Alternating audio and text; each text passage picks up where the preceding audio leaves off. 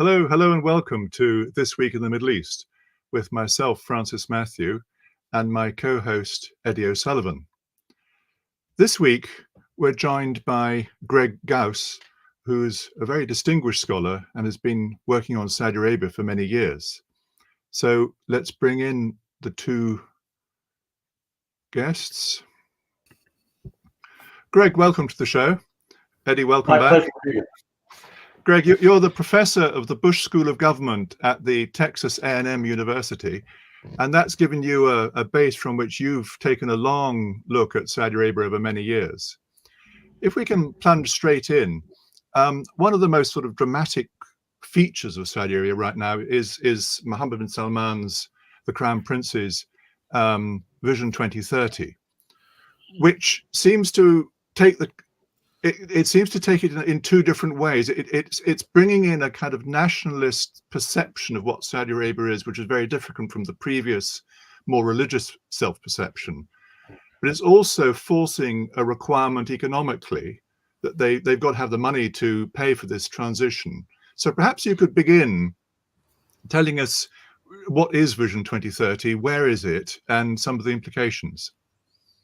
So Vision 2030 is a blueprint that Mohammed bin Salman, the Crown Prince and now Prime Minister of Saudi Arabia, and the day-to-day executive in the country, promulgated back in 2016 in an effort to have a long-term plan to lessen Saudi Arabia's dependency on oil as the central feature of its economy. And it was extremely ambitious.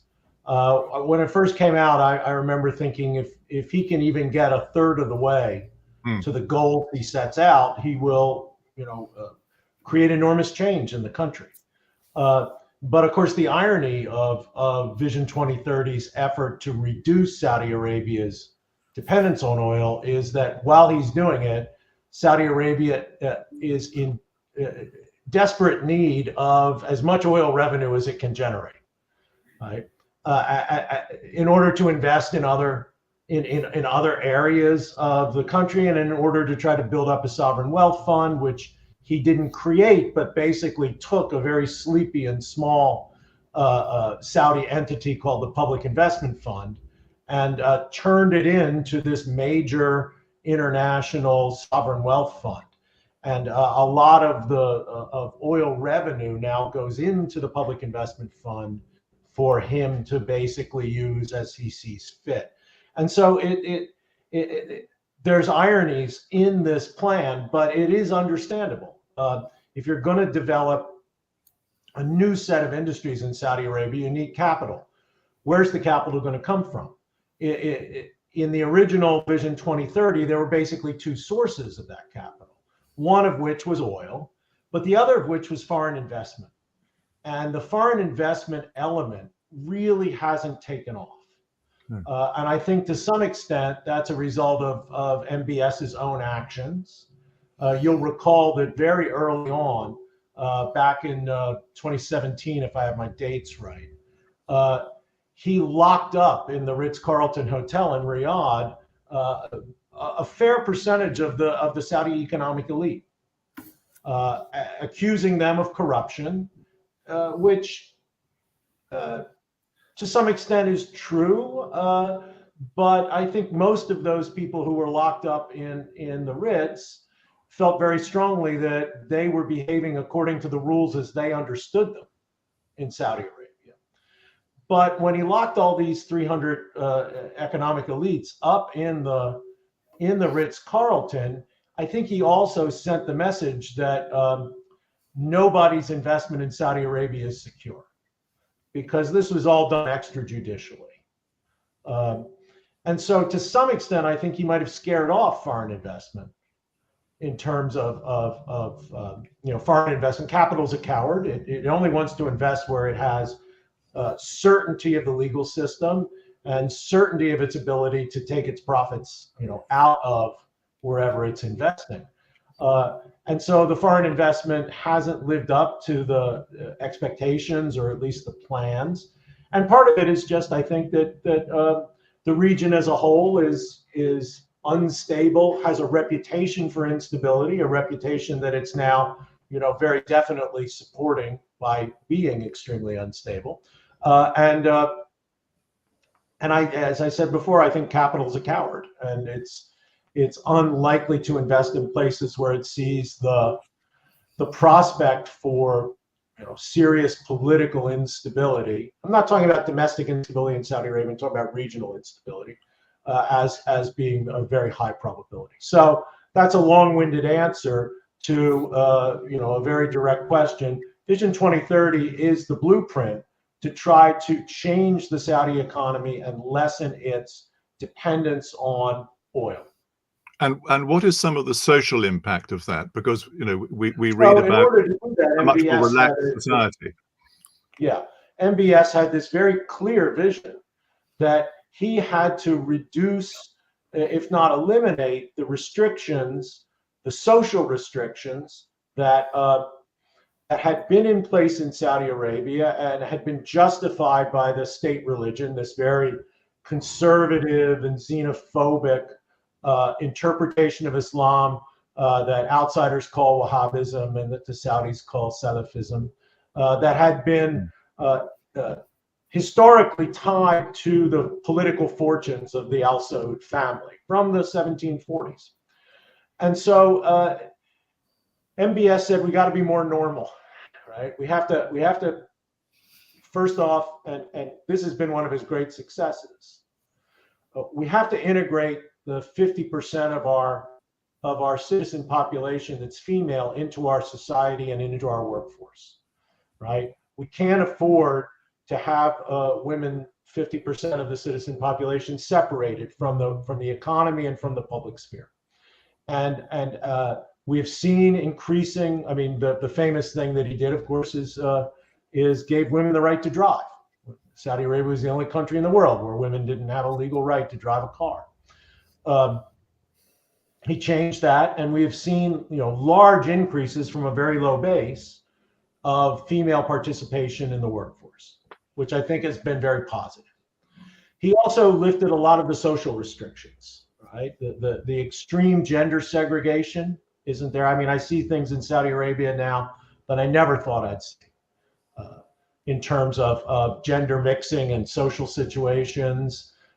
And he opened up the social sphere, movie theaters, concerts, sporting events used to be exclusively for males in terms of going to the stadium. Now, there's females can go to the stadium and just a lot more to do in the country. And is there a conservative backlash? I think that one of the interesting things is this dog that has not barked in Saudi Arabia, and that is the conservative backlash. Every time I go to Saudi, I ask people I know whose opinions I trust, where is the conservative backlash? And the answer is basically these guys have gone underground. And we can talk about that in a minute, but I think it's also reflective of the fact that while MbS has opened up the country socially, he has, if anything, closed it up more politically than it had been before. It had always been an autocratic, authoritarian government, but one that allowed a certain amount of public discourse, not so much media, but even after 9/11, even opening up the media a little bit to criticism of government ministers, government policies, not the king, not the system, but had opened it up to criticism of the religious establishment. And after 9/11, after the Arab Spring, and certainly continuing with Mohammed bin Salman, there's been a closing up of that very, very small margin of ability to speak your mind politically. And now, in my experience, Saudi Arabia is more closed up than it's been in decades. So there's no room for criticism. You can be jailed for tweets you made 15 years ago. And so it's a very autocratic effort to pull the country in this new direction. To some extent, this is understandable. MbS is making enormous changes and marginalizing all sorts of people, including the religious establishment, who are very powerful. And to some extent, in order to do that, you've got to consolidate power in your own hands. But the consequence is that it's a much less open society politically, as it's become a much more open society socially. Eddie, would you like to jump in? Yeah, the thing is that, Gregory, I think I'm a bit older than you, and I can remember there's more continuity there than people suppose. This great inflection point with Mohammed bin Salman, the groovy king, prince, you know, and we do concerts, and boy, you know, very much pitched at that level, but the continuity is definitely there. From the mid-1970s, Saudi Arabia declared very openly, we are going to reduce, 74, we're going to reduce our dependency on oil and gas. Yeah. We're going to develop new industries. We're going to increase employment for Saudi Arabia young people. And actually, the great change in the 70s, I know it's a long time ago for a lot of people, is the extent to which they committed themselves to an extensive educational program. And that was very much King Faisal's vision. And then, of course, we had this, Fahd himself was also a great modernizer and declared constantly that Saudi Arabia had to develop new industries. We had to reduce our dependence on money, on oil and gas, and we need to create industries. And they were very successful, because if you look at the great changes, the scale of the oil and gas industry in Saudi Arabia, petrochemical industry and related industries, all that was conceptualized in the 70s. All of it was conceptualized, and they've just expanded the capacity. So there's a lot of continuity there. The fact that the system is very authoritarian, I think, again, is a continuity factor. Hello? One second, let's see. The grass cutters are next door. Oh, well, okay. I thought great. Okay, well, this is not electronic. Okay, we'll ignore that. I'm sorry about that. It's the sound of the American suburbs. Is excellent. Nothing but Eddie, keep going. Yeah, there was this brief moment in after 2003 with the Allied invasion occupation of Iraq, when there was all this talk in Saudi Arabia of parliamentary democracy and freedom of speech. All this going on. I mean, I was dealing with very senior, it seemed to be seen at the time, Saudi business families. They're all saying, before long, we're going to have democracy, we're going to have parliament, we're going to have all that sort of stuff. That was a very brief, and as you quite rightly identified it, certainly the Arab Spring finished that off completely, and not just in Saudi Arabia. I mean, it's not just gone there. And the Barack Obama standing up in Cairo was here, do you remember? In 2009, making that incredible speech, saying we will stand by Democrats and parliament, all over, everywhere in the Middle East, wherever. And I shake your head, but he made that speech. He was the great voice of the Arab Spring before the Arab Spring occurred. But of course, when things started going wrong, and then Bahrain and everything else, that was it. So they reverted. And I think in terms of the social change, again, I'm not so convinced, really, it's such a big deal. Obviously, women driving cars, this was the big, you went to America, I mean, this is always, you'd have a CNN reporter scarf on saying, it's terrible, we can't drive cars here. The reality is, Saudi Arabian women, I mean, a lot of them can't afford to drive cars, let alone know how to do it. I mean, not everybody in Saudi Arabia is wealthy. And in fact, even the middle class ones say, well, what am I going to drive a car for when I've got a driver and a chauffeur and everything else? Is not a big deal. The thing that really triggered people, and these were the middle class professional people who spoke English, mainly people like us, the people we talked to, is that it was work. It was work. That was the thing that the professional middle class people, the men said, look, driving cars, not a big deal. What we really have a problem is that women can't work because of the gender separation. Now, that might be, in the end, Mohammed bin Salman's real innovation. In the sense he's pushing this, the elimination of gender separation. Now, I'm not sure where that's taking place. I'm sure it's not happening in the schools, is it, Greg?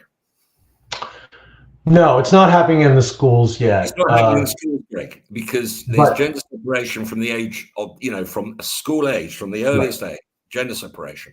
There was always an element of gender mixing in some of the private educational establishments, which were always there. And then, of course, for many Saudi Arabian women who were professional and middle class, and even those with grants, they could go overseas.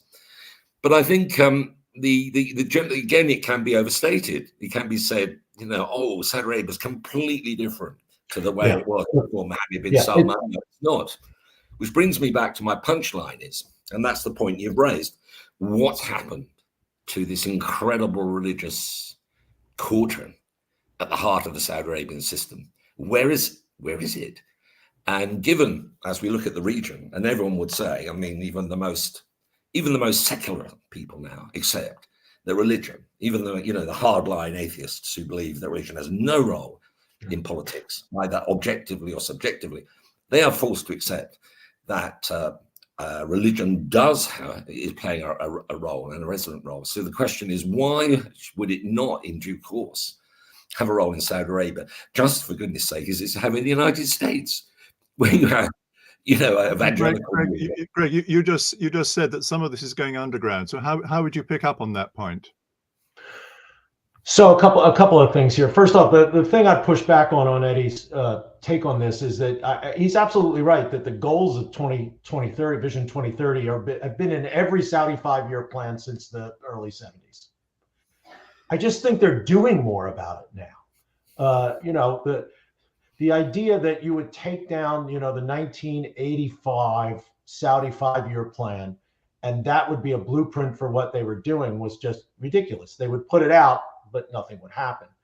He's actually doing some things now. Now, some of them, one can argue, is they might be horrible mistakes. Building Neom, right, up in the northwest corner of the country, and investing hundreds of billions of reals in it, hundreds of billions of dollars in it, we might look back on that and say this was a horrible white elephant project, you know, megalomaniacal.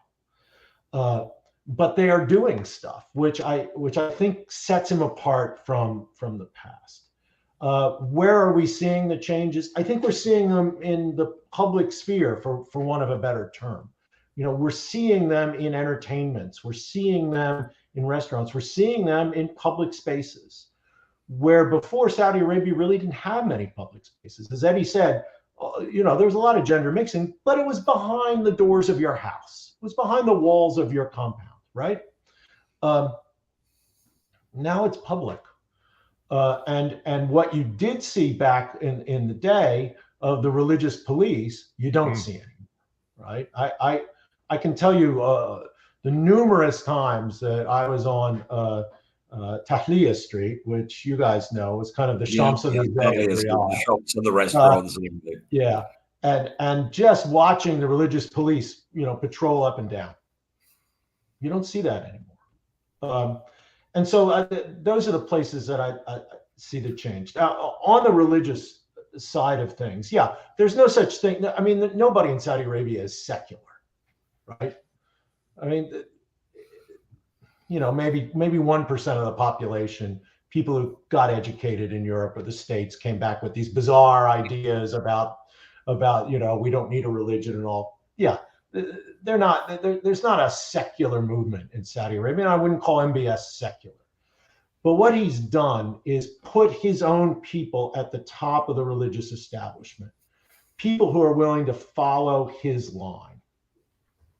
And if you weren't willing to follow that line, you're in jail. Now, one of the differences in my mind between Shia clergy and Sunni clergy is that for, you know, 150 years in Iran, the Shia clergy, and for much longer than that, Shia clergy in the Arab world, were separated from the state, right? The Sunni clergy in the Arab world from the Ottoman period were never separated from the state. They were employees of the state.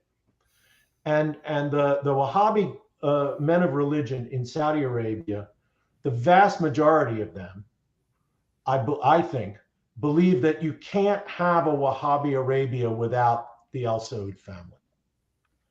And so when that challenge came in at 9/11 and the rise of Al Qaeda, the vast majority of the Saudi men of religion, even some who had been extremely critical of the ruling family, right?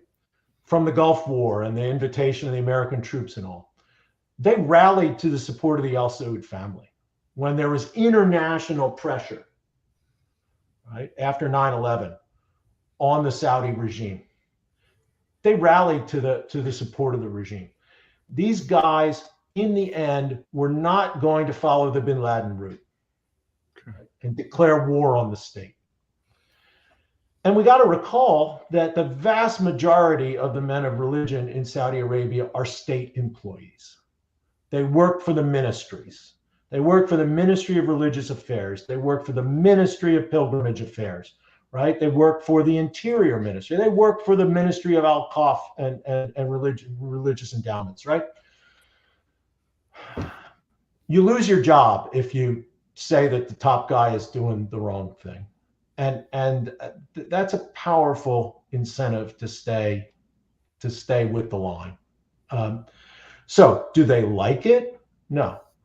Do a lot of members of the Al Saud family, who Mohammed bin Salman has cut out? I mean, he's cut out almost the entire generation of the people I grew up with in the ruling family. Not grew up with, but that I knew from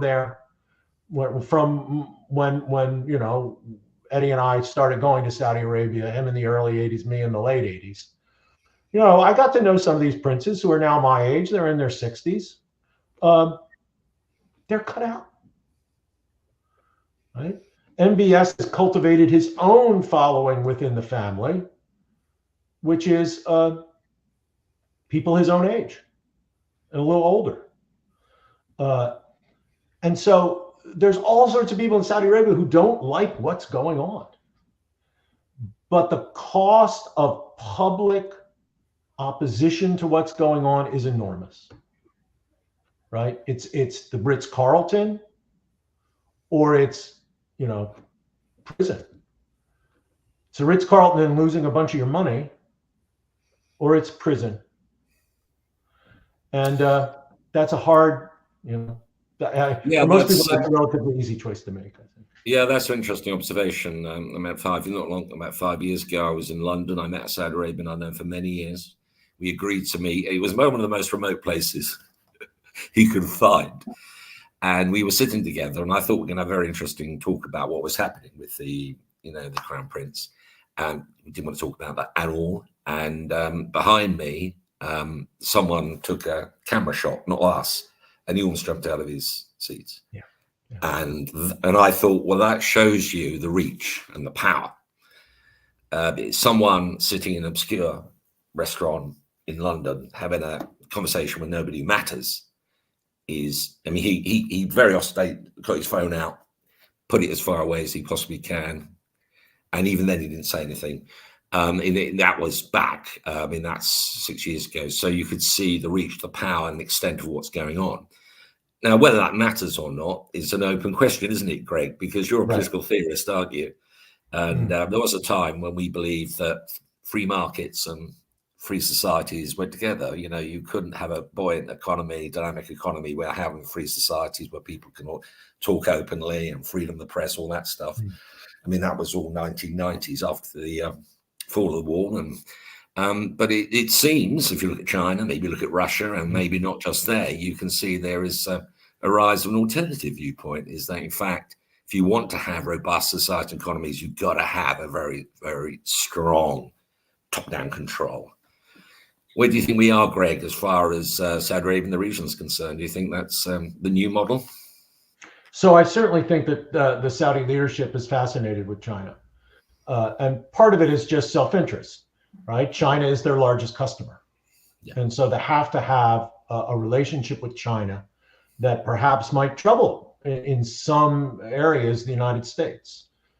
Certainly we see that in the telecommunications, you know, the 5G stuff and all.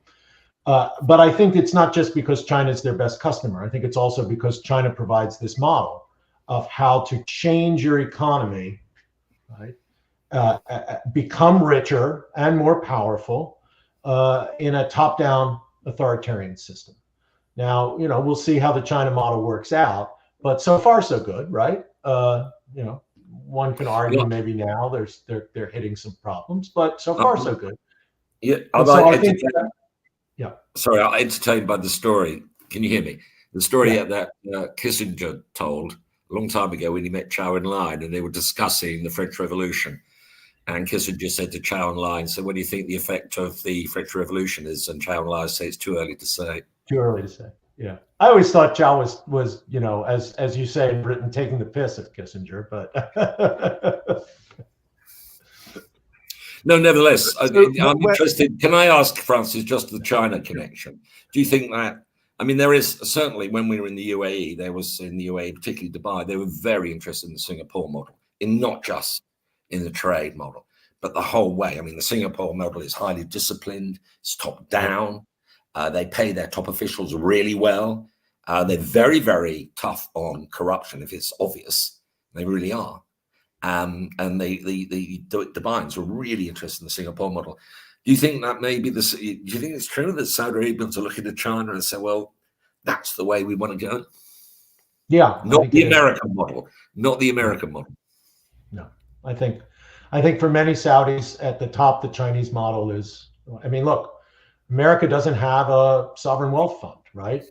We don't, the government has enormous reach into the economy, but not the kind of control that the Chinese government, Chinese Communist Party has, or Saudi Arabia has. I mean, one of the things the Public Investment Fund has done is that in another irony of Vision 2030, which has a stated goal of increasing the role of the Saudi private sector, right? The Public Investment Fund has become the biggest investor in the domestic economy, and that's the state driving the domestic economy, right?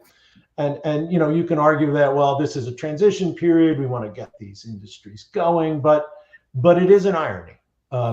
And that's not to some extent you can argue in some sectors that's the American model, but it is the Chinese model, right? And so I think that there's an enormous fascination. I mean, just the other day, the Saudis signed an agreement with the government of China to bring over a bunch of teachers, start teaching Chinese in the Saudi schools. Well, that's an indication of at least where they think world power is shifting to, an economic power. And looking at some of the regional issues now, the Chinese famously came in and helped mediate or tie the knot finally with the Iranians. Talking about regional balance, Mohammed bin Salman's Saudi Arabia became the leader of the Arab world after the Arab Spring as one of the major sort of last nation states left standing, and plunged into a lot of regional activity. Do you think that the goodwill towards Iran, the sense of relationship there, is at the moment just transactional, or are they looking for something slightly more permanent? I think it's profoundly transactional. Correct. And I think that the shift in Saudi foreign policy to seeking out, to asking the Chinese to do this mediation with Iran, something that they've been exploring through the Omanis and the Iraqis, right, in the years leading up to this, I think was largely driven by the failures of Saudi foreign policy in the second half of the 2010s, which was much more confrontational, right? I think MbS came into power in Riyadh basically saying, we're a superpower. We can throw our weight around, right? We can kill dissidents abroad. The Russians do it, the Chinese do it, the Iranians do it. Why can't we do it? The Iranians throw their weight around in the region. Well, we'll throw our weight around. We'll declare an embargo and a boycott of Qatar, right? We'll kidnap the Lebanese prime minister. And, yes. And I think that it was a bumptious kind of unexperienced leader trying to throw his weight around. And I think what he saw is it is a failure. And of course, the most salient and expensive evidence of that is the Yemen intervention. Correct. And I think that sometime in the last 2-3 years. And interestingly enough, this rethinking might have been accelerated by the Trump administration when, after the Iranians had hit the Saudi oil facilities in September of 2019, Abqaiq, which is not just the most important oil facility in Saudi Arabia, it's the most important oil facility in the world, right? 5% of the world's daily oil production goes through Abqaiq. When the Iranians hit Abqaiq and Khurais, Donald Trump did nothing, right? Yes. This is after decades of the United States saying we're in the Gulf in order to protect the free flow of oil. Well, this was the biggest attack on the free flow of oil since Saddam Hussein lit the Kuwaiti oil fields on fire, and America did nothing. And I think that led to some rethinking in Riyadh. And they said, if we're going to achieve the goals of 2030, we can't be pushing a conflictual regional agenda. And particularly not if the Americans, who we thought had our backs, don't have our backs. And I think that there's where you start to see the Saudis saying, how can we lower the temperature? And it was, to some extent, if you remember back to when Erdogan came in Turkey, his foreign policy was no problems with neighbors. Well, it didn't really work out. Now he has nothing but problems with neighbors. But I kind of think the Saudis are looking at a no problems with neighbors policy. Because Mohammed bin Salman wants to focus internally. He wants to focus on the economy, and the alternative policy failed. Right? Oh. It failed. This throwing your weight around, putting your elbows out, failed. It didn't roll back Iranian power. Didn't roll back Iranian power in Iraq. So, Greg, the most obvious no problem with neighbor initiative would be the possible defense arrangement with Israel, which has run into all sorts of problems. And the tripartite US-Israel-US deal has gone wrong, particularly with the war in Gaza and any commitment to the Palestinians. So do you see that one coming back to life, or is it dead and buried now? No, I don't think it's dead and buried in the long term. I mean, obviously, as long as Gaza is going on, the Saudis can't do this kind of deal with Israel, that the United States is, it's an interesting tripartite arrangement. It's the Americans asking the Saudis to do something for Israel, and in exchange, the Americans will do something for Saudi Arabia, right? And this is the model of the Abraham Accords. And I've always thought that every Arab agreement with Israel is basically an Arab agreement with the United States, in which the Israeli part of it is kind of the payment to the United States for what they want from the US. I think this goes back to Saddam. And certainly King Hussein when he made peace with the Israelis and all the Abraham Accord countries. And that was the logic behind this tripartite deal that the Biden administration, and interestingly enough, the Biden administration came in and very publicly took its distance from Saudi Arabia. Pariah. Right? Yeah. The president had, during the campaign, called Saudi Arabia a pariah country. And I think there was a real sense in the Democratic Party that the Saudis had made their choice for Trump. And, there was plenty of evidence that the Saudis and Mr. Kushner were very close, and the Saudis gave Trump all sorts of things politically, and he gave them things politically, right?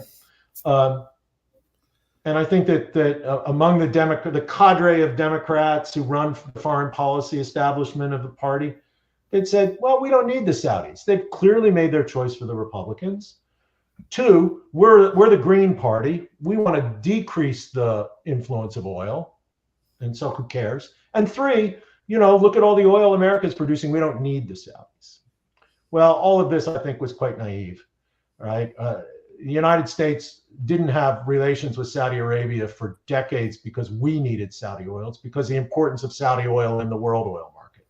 And once the Ukraine invasion happened, that was brought home. And the Biden administration did a 180-degree turn and decided that they wanted to have a defense treaty with Saudi Arabia. And they thought that they could do this trilateral deal. And and Gaza kind of put it paid. But eventually, the war in Gaza is going to end.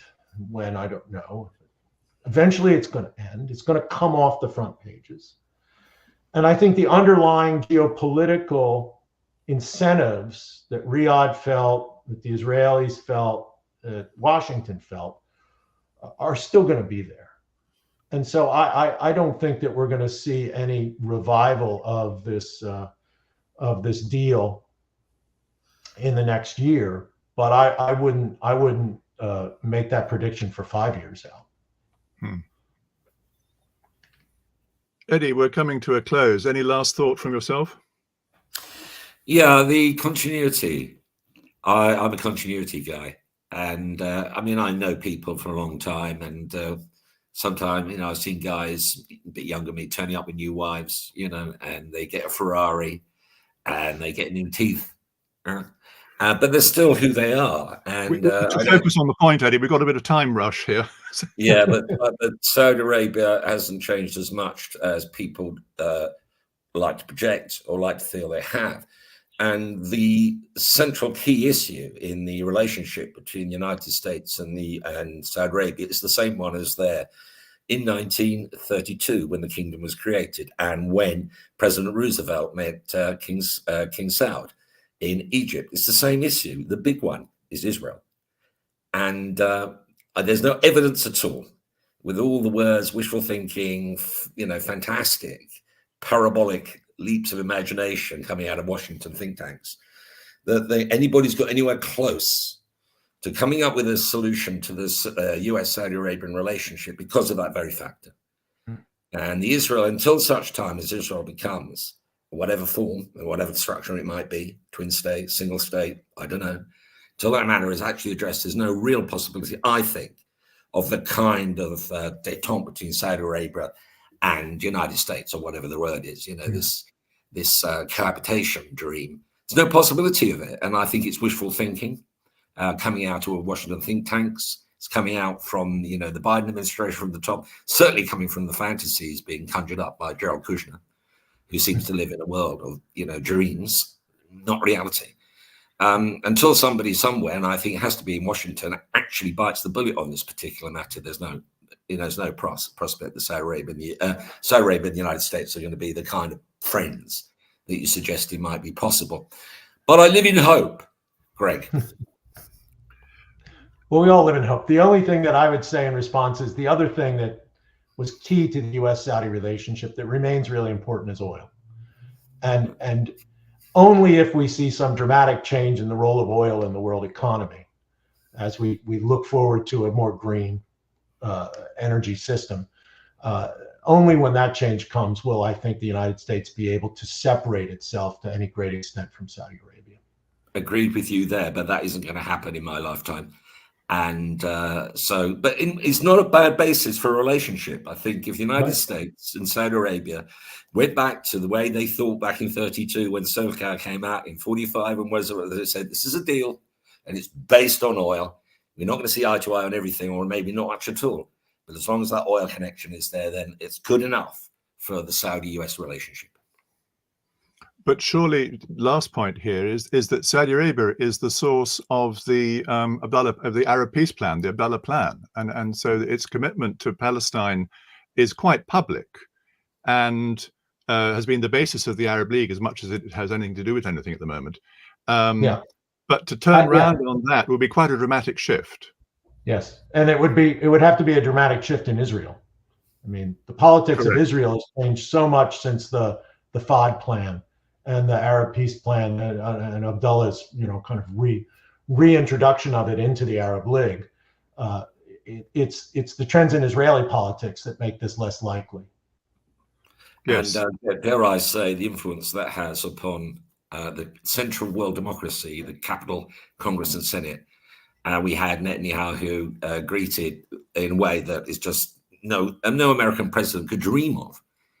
In that matter. So I think it's more than just Israeli politics. No argument there. No argument is a good place to stop, although we've raised a lot of issues. Greg, thank you very much indeed. Thank you for a fascinating tour de force around a very complicated country. It's been very Sure, my interesting. pleasure. Thank you. My Well, Saudi Arabia is a controversial place. It's going through such a dramatic change that Greg has just outlined. I'd be interested to know what you, the listeners and viewers, think of what we've heard. Some you might agree with, and some you might disagree with passionately. We've had our own little disagreements here now. Please write in, please tell us what you think, and we'll make that the basis of some future thoughts. So thank you very much for listening, and Assalamu alaikum, rahmatullahi wa barakatuh.